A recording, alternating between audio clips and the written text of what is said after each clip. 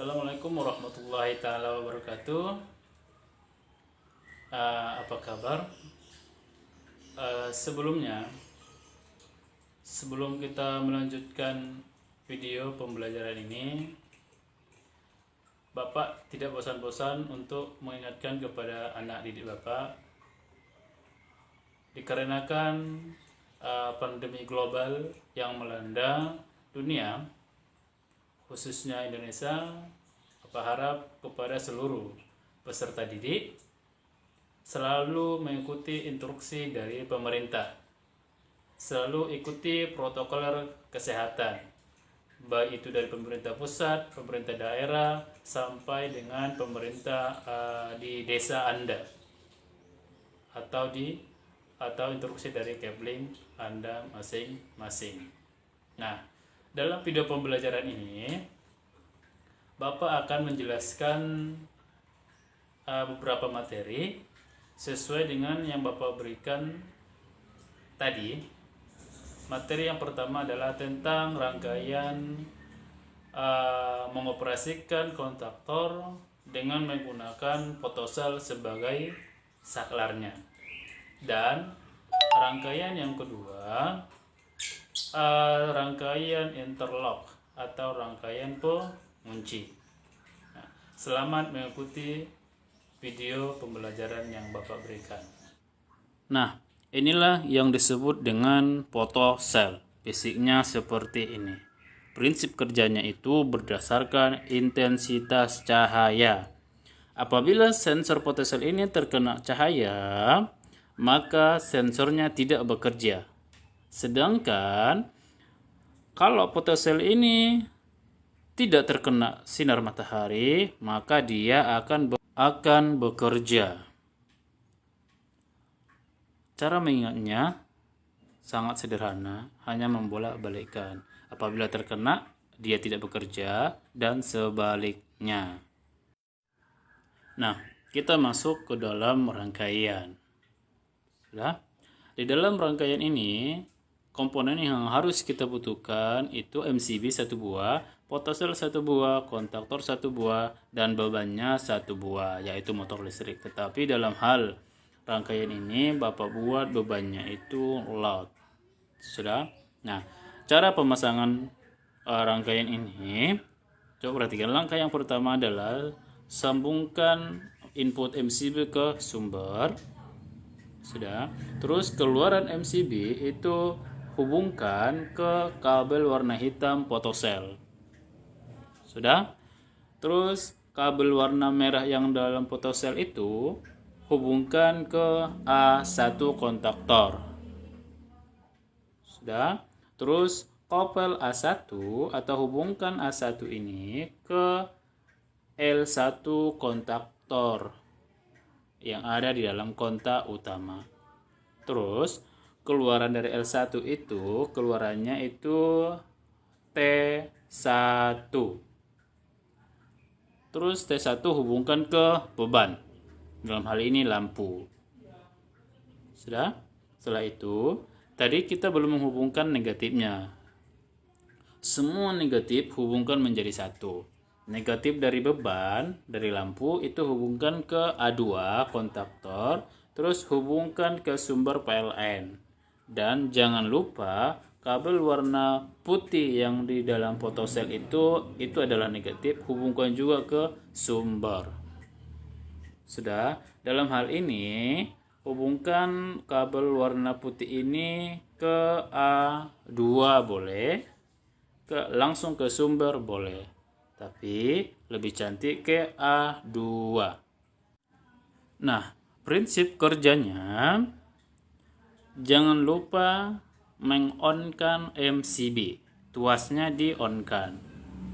Nah, prinsip kerjanya, apabila photocell ini nanti tidak terkena cahaya, maka photocell akan memerintahkan kontaktor ini bekerja supaya motor dan mengalirkan arus listrik ke beban. Apabila tidak terkena cahaya photocellnya, dia bekerja. Apabila terkena, dia tidak bekerja. Selanjutnya kita akan masuk ke rangkaian kedua. Di dalam rangkaian ini kita membutuhkan 2 buah MCB, 2 buah beban, 2 buah kontaktor. Dalam hal ini bebannya ini Bapak ganti jadi lampu ya. Seharusnya motor listrik.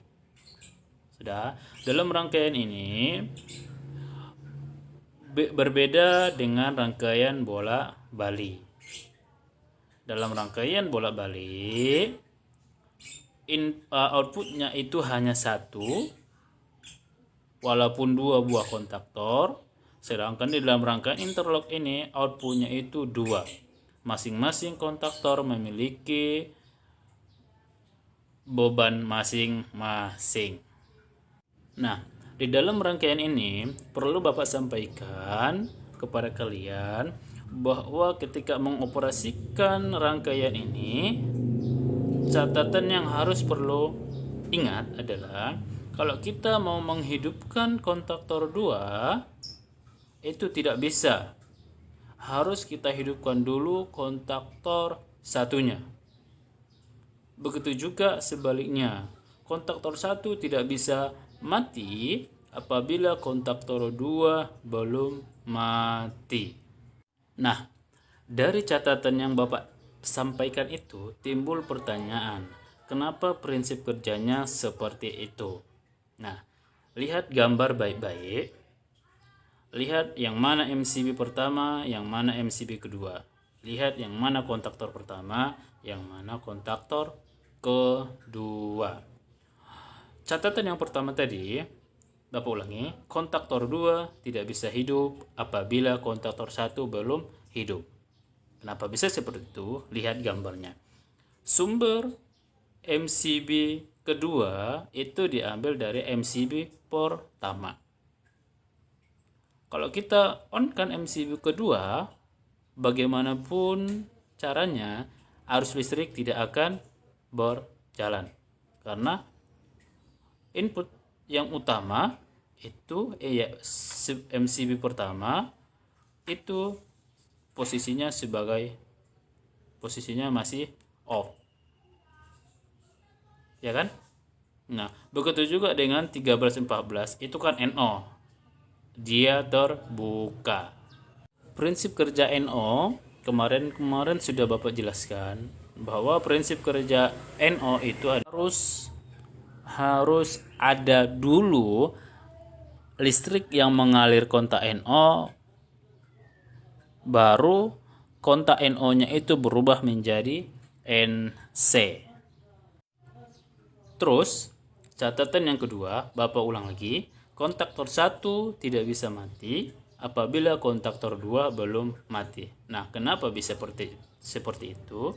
Coba perhatikan, ketika posisi MCB kita on kan, arus mengalir ke kontaktor 1. Sudah? Terus kontaktor 2 kita on kan, misalnya. Sudah? Nah, kontaktor 1, kontaktor 2 sudah on, terus kita menginginkan kontaktor 1 mati, kita off kan MCB-nya. MCB sudah off. Sudah. MCB pertama sudah off, tetapi arus tetap mengalir. Dari mana? Itu dari titik 13-14 kontaktor kedua. Sudah. Ketika kita mau matikan kontaktor 1, titik kontak 13-14 itu kita harus putus dulu arusnya supaya tidak ada lagi yang mengalir ke kontaktor 1. Nah, makanya MCB yang kedua ini harus kita matikan dulu supaya kontaktor 2 ini mati juga.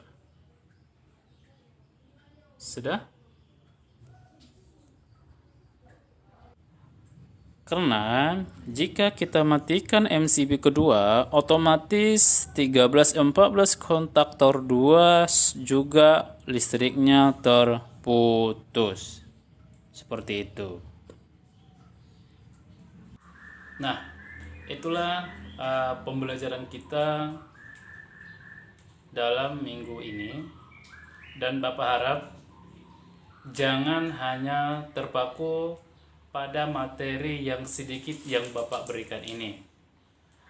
Coba kalian pergunakan yang namanya literasi digital. Kalian cari di internet, di Google atau dimanapun untuk menambah wawasan kalian. Dan selalu Bapak ingatkan, stay at home. Kalau kalian mau berpergian, gunakan protokol kesehatan. Sampai jumpa minggu depan. Terima kasih. Assalamualaikum warahmatullahi taala wabarakatuh.